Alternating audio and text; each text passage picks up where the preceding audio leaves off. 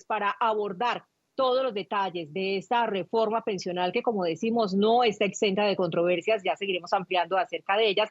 Le damos la bienvenida a Luis Miguel López Aristizábal, representante a la Cámara por el Partido Conservador, quien a esta hora nos acompaña. Representante, bienvenido y gracias por atender esta invitación.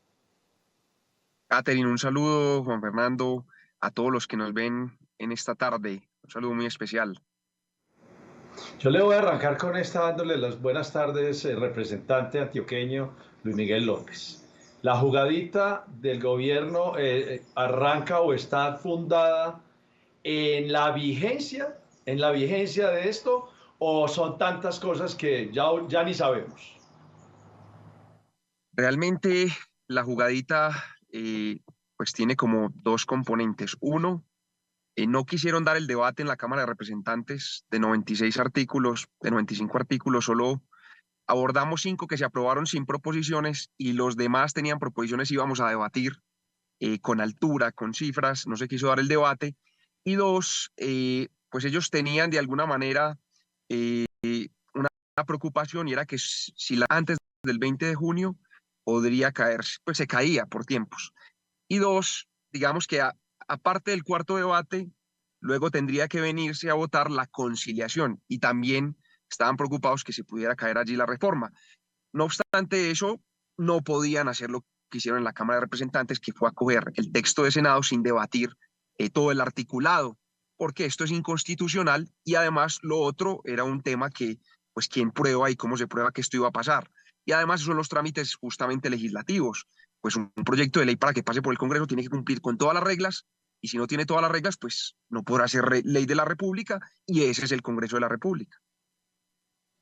Caterina. Gracias, Juan. Y le quiero preguntar al representante, ¿qué pasó con el Partido Conservador? Y bueno, ahí me devuelvo un poquito también al tema de la dinámica que aborda Juan. Se supone que los conservadores estaban en contra de la aprobación de la reforma y que obviamente pues sin los votos de la bancada no hubieran logrado las mayorías necesarias para lograr la aprobación. ¿Cuál es la dinámica política para que de forma tan expedita se haya logrado la aprobación de esta reforma que estaba a puertas de ser archivada?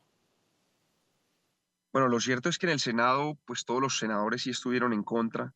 En la Cámara habían algunos que querían apoyar la reforma, se dio independencia. Y la verdad es que yo no puedo responder por mis compañeros, yo respondo por mí. Hice todo lo posible por defender el ahorro de los colombianos.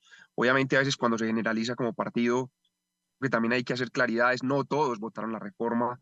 Y pues yo creo que los colombianos son los que tienen que mirar exactamente quiénes votaron y quienes tienen que hacer las reflexiones necesarias respecto a eso. Yo por lo menos hice mi debate, me salí en el momento que tenía que salir y además hicimos un tema muy, muy importante, audiencia pública, estábamos muy bien preparados y sabíamos que esta no era la reforma que necesitaba el país. Aunque necesitamos una reforma, no era esta. Quiero preguntarle algo, hombre. Estamos ya jugándonos a una estatización del sistema pensional en Colombia, acabando y apretando lo privado, que es tan importante porque protege, los privados protegen verdaderamente e invierten y le dan utilidad a ese sistema pensional por el lado privado. Pero no fuimos de estatización para politizar el dinero de los colombianos, congresistas. Y yo creo que ahí hay una reflexión y es que el Estado debe trabajar en colaboración con la academia y con los privados. Eh, digamos, los argumentos de es que el Estado es el que al final paga, si es que alguna empresa se quiebra, no puede ser razón para decir que no puede haber colaboración del privado. Y tampoco vamos a salir aquí a defender los fondos, no fue nuestro argumento, pero también decir que han hecho y lo bueno que tienen y que de alguna manera no fue contemplado en la reforma pensional. Por ejemplo, criticaban las utilidades de los fondos porque decían que se ganaban, digamos, el 4% de lo que recaudaban, cuando ahorita Colpensiones por administrar lo mismo va a cobrar el 6.5%. Entonces uno dice, de hecho yo tenía una proposición en ese sentido, se supone que los fondos tienen utilidad, pues Colpensiones con menos plata debería administrar los fondos y se van a ganar más plata. Y entonces uno dice más burocracia, menos eficiencia y pues también lastimosamente a veces ha demostrado el privado ser más eficiente que lo público. Pero no quiero decir que no estoy en contra de lo público, pero sí está estatizando y además la cantidad de subsidios que se dan esa preocupación de que no se administren bien los fondos, el ahorro, que no se inviertan bien estos dineros, que finalmente no se genere la rentabilidad que se quiere generar, que no impacte, digamos, el PIB, la economía del país con los ahorros que se hagan. Esas son preocupaciones que nos quedan y por eso a veces uno dice, Dios mío, necesitamos colaboración entre el privado y el público. Caterine. Gracias, Juan. Representante, mire, una de las principales discusiones es que no se había presentado el proyecto de la viabilidad financiera que diera la seguridad acerca de la sostenibilidad del proyecto de la reforma pensional. Le pregunto, ¿cuáles son esas principales preocupaciones que después de aprobada quedan en términos de sostenibilidad financiera para tener en cuenta con esa reforma que quedó aprobada? Bueno, finalmente el gobierno envió un impacto fiscal, digamos, una semana, diciendo, y un poco el resumen es, lastimosamente decían que esta reforma tenía sostenibilidad por más o menos 30 años, bueno, hasta el 2062 hablan los estudios, pero esto seguro va a ser mucho antes porque siempre dicen hasta el 2062, pero seguro en el 2050 se va a acabar el fondo, se va a acabar los ahorros y en ese momento va a haber un déficit muy grande para el país que está oscilando hasta el 5% del PIB y pues en ese momento no hay ahorros y entonces el gobierno tendrá que sostener esa plata que tendrá que sacar en ese momento de más. Y lo dijimos, y ellos decían, no, es que una reforma pensional debe tener siempre ajustes y en 30 años debe haber ajustes, en 15 años. Y decía, no, venga, pero es que hoy, desde hoy deberíamos estar pensando en una reforma para 100 años. Y por eso hablábamos de que había una injusticia muy grande con los jóvenes, porque quienes tendremos que pagar ese déficit seremos nosotros. ¿Cómo? Con mayores cargas fiscales, entonces nos subirían las semanas para pensionarnos, la edad para pensionarnos, y ahí se dan las injusticias con los jóvenes porque deberíamos estar pensando eso desde hoy.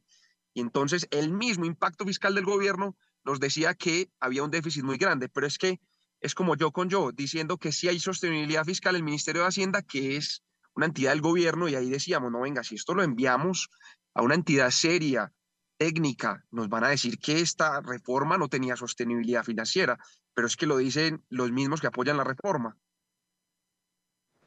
Yo tengo antes de hacerle una pregunta, congresista, quiero decirle algo a los colombianos. Aquí estamos discutiendo también en los medios de comunicación, los profesores universitarios y tal. No, es la Corte Constitucional, pero es que la Corte Constitucional tiene 3 de afectos del gobierno y se le dejan venir dos que salen, 2 que entran, que es de ternas del presidente, entonces queda con 5. Si esto fuera un Estado serio, pues uno no se preocuparía por quien entrara. ¿Por qué? Porque pues un magistrado uno supone que es serio y se apega a la Constitución y a la ley, pero como este es un país que está apenas ahí caminándole, esto es un Estado que está caminándole, entonces nos preocupa que lleguen 2 magistrados, amigos del gobierno, en vez de decir, son buenos togados. Y aquí hay un Estado serio, pero como no lo hay, tenemos ese grave problema.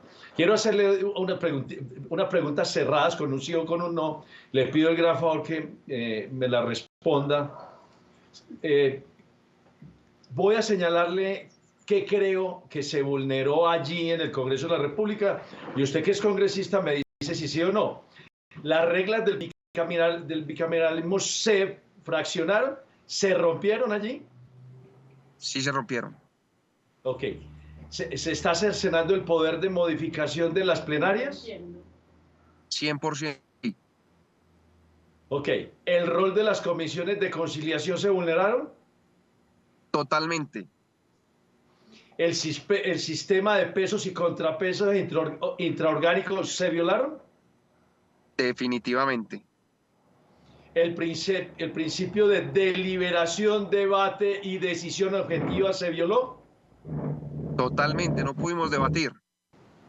Ok, señor representante de la Cámara, eso en un Estado serio se cae en una Corte Constitucional. ¿Usted cree que se va a caer en la Corte Constitucional después de que le estoy contando que llegan 2 amigos del gobierno y tiene 3 para 5?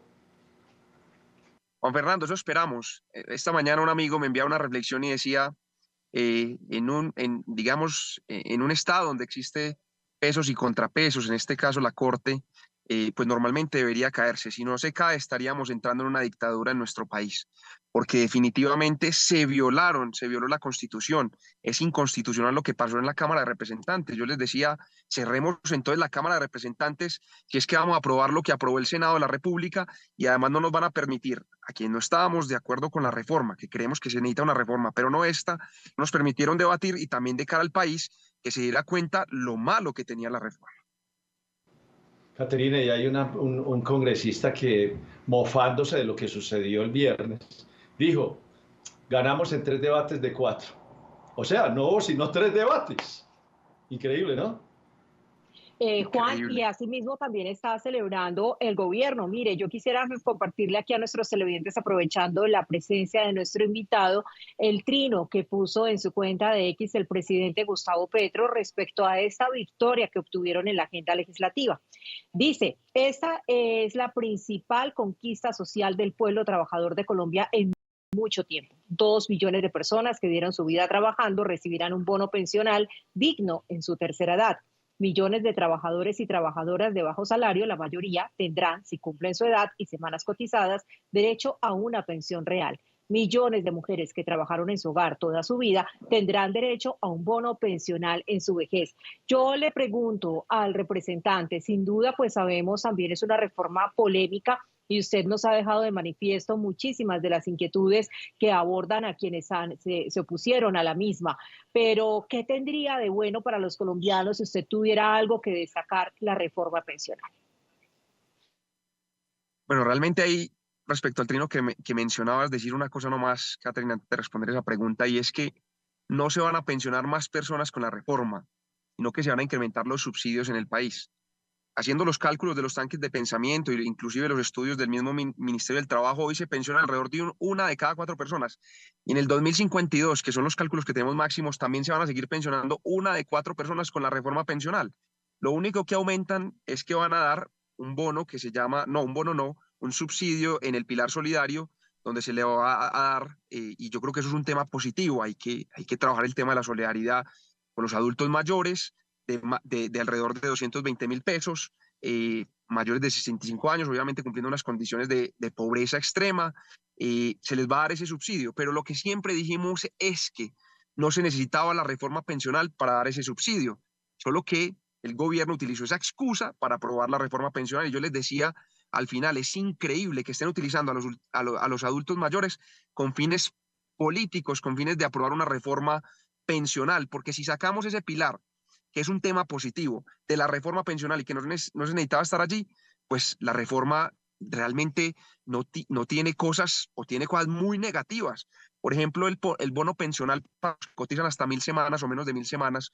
Realmente eso es plata que ellos cotizaron. Ahí no se les está dando nada. Es más, se le están robando los ahorros porque actualmente en el sistema actual, si usted no está de acuerdo con el bono pensional que le dan, usted puede reclamar su plata con los rendimientos que tuvo. Aquí con esta reforma, si usted se muere, usted no puede reclamar, primero no puede reclamar su plata y segundo, si se muere, se pierde la plata. En cambio, actualmente la puede heredar alguien más. O sea, tenía unas injusticias impresionantes esta reforma si le quitamos este tema del pilar solidario, que por supuesto estamos de acuerdo y que hay que apoyar los adultos mayores, pero si no, no puede ser que los utilicen para aprobar una reforma.